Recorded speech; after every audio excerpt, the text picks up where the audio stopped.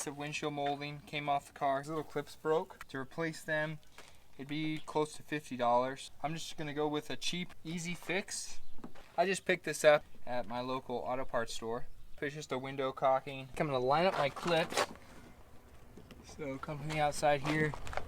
Make sure that all the clips that are not broken are gonna go back together correctly. Next thing I'm gonna do is clean up around the edge here. Then I'm just gonna run my caulking.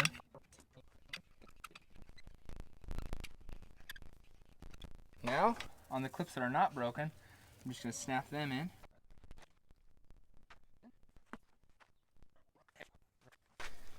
Now that's on, I tape this down. I'm gonna do a quick clean first.